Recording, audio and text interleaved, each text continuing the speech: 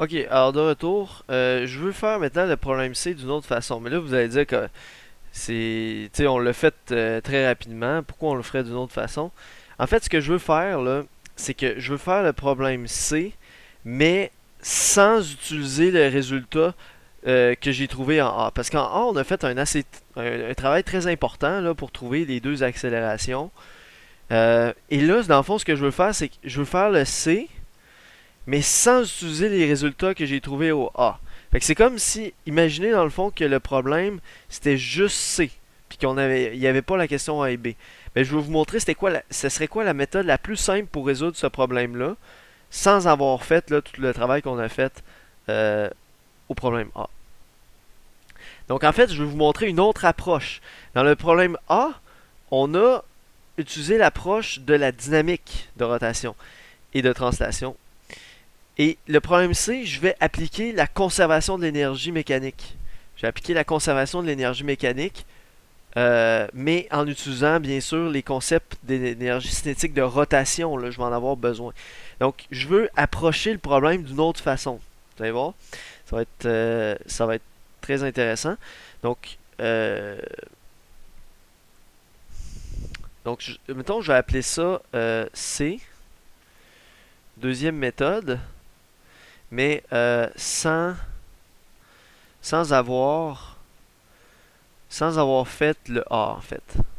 Parce que le A, on a quand même fait un travail considérable pour obtenir les accélérations préalablement. Ok, mais là, on va pas passer par le même chemin. On va pas aller chercher les accélérations avec la dynamique. On va passer directement avec l'énergie.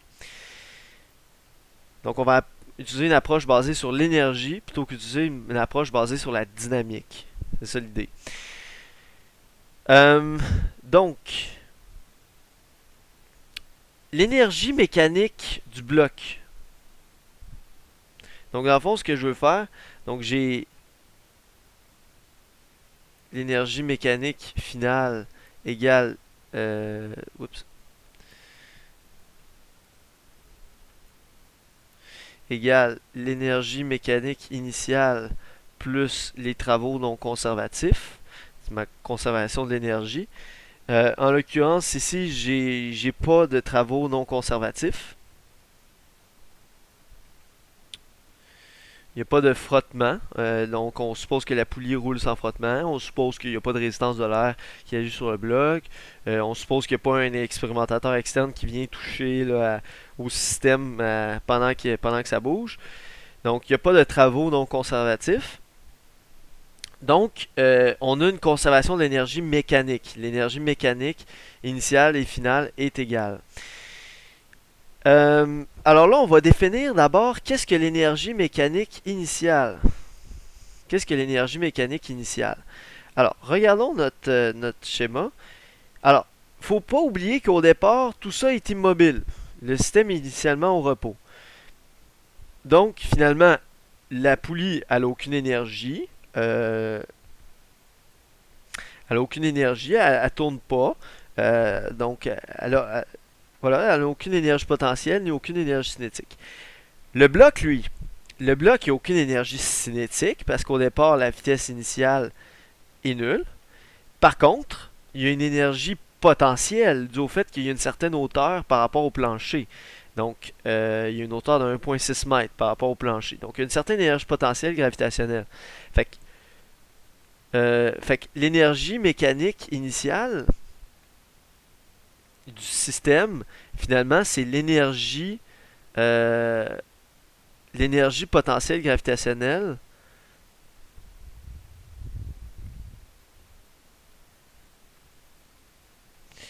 l'énergie potentielle gravitationnelle du bloc initial. Donc, ici, il faut qu'on prenne toute l'énergie mécanique du système. Mais la poulie en a pas, et le bloc, il n'y a pas d'énergie cinétique. Fait que tout ce qui reste, c'est l'énergie potentielle gravitationnelle du bloc.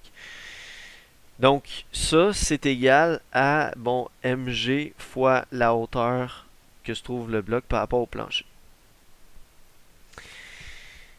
Donc, évidemment, on définit notre situation initiale comme étant ici, au moment où le bloc est lâché. Notre situation finale va être ici, au moment où le bloc touche le plancher. Euh, donc, justement, allons-y maintenant pour la situation finale.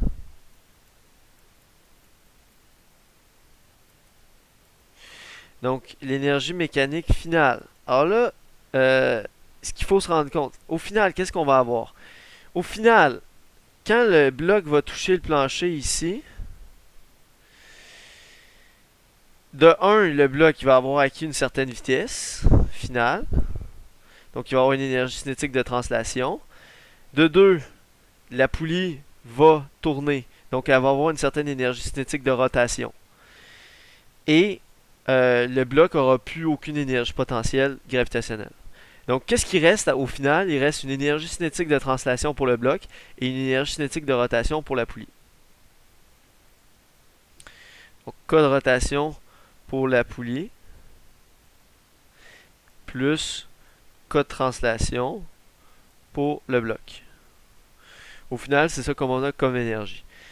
Euh, donc, l'énergie de rotation de la poulie, ça va être de cinétique, ça va être 1 demi I oméga carré.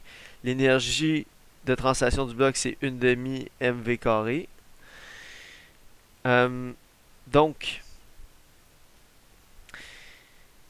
maintenant, je peux revenir à mon équation ici. Donc, énergie initiale égale énergie finale. Ça implique donc que MGH égale 1 demi I oméga carré plus 1 demi MV carré.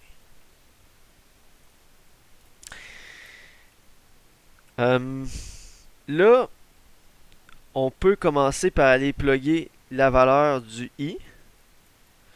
Donc le I, c'est un disque plein, donc 1 demi grand M R carré. Euh, et le oméga. Le oméga. Alors là, si vous voyez, j'ai deux inconnus ici, oméga et V, et je vais les relier ensemble, toujours par la même équation. Donc je vais faire de ces deux inconnus-là une seule inconnue, en les reliant par une équation.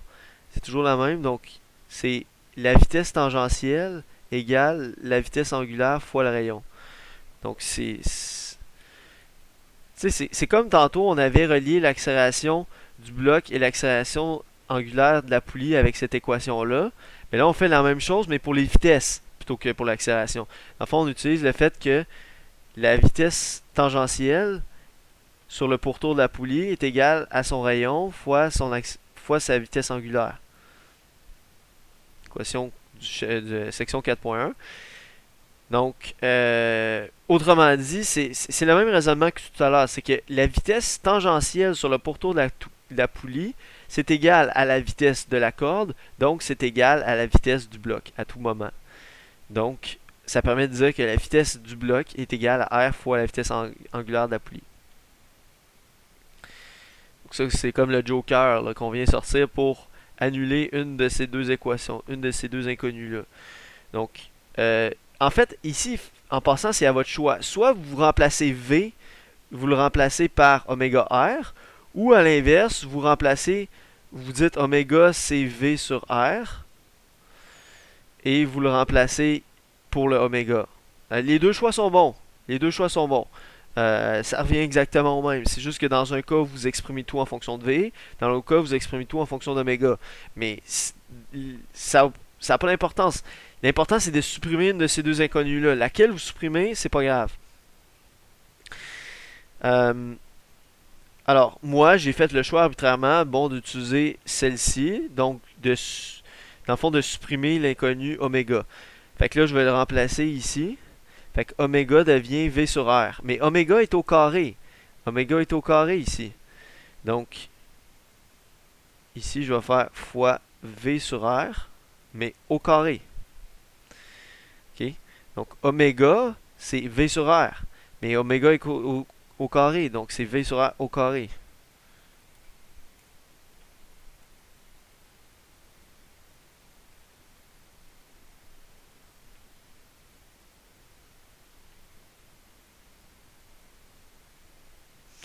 Toujours, il faut se rappeler de ça. Ok, donc, et là, plus une demi mv carré. Fait que là, j'ai supprimé mon inconnu oméga. Et tout ça est égal à mgh. Euh, et là, dans le fond, j'ai tout ce qu'il faut. Dans le fond, la seule inconnue qui reste euh, de cette équation-là, c'est V. Donc, il reste juste à isoler V dans cette équation-là. Donc, vous le ferez, là, je vous passe les détails mathématiques.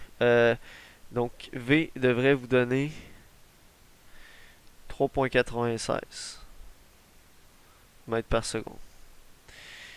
Bien sûr, on obtient la même réponse que ce qu'on avait obtenu à l'exercice par la méthode dynamique. Donc, si vous regardez, on avait obtenu effectivement la même réponse ici. En fait, pour obtenir le 3.96 ici, on avait combiné deux choses. On avait combiné d'abord de la dynamique qu'on avait faite en A pour trouver les deux accélérations. Et ensuite, on avait utilisé de la cinématique pour aller chercher la vitesse finale. Donc, on a combiné dynamique et cinématique. Alors, c'est souvent ça. Soit, dans des problèmes de ce genre-là, soit on combine dynamique et cinématique, ou soit on passe directement par une approche reliée à l'énergie.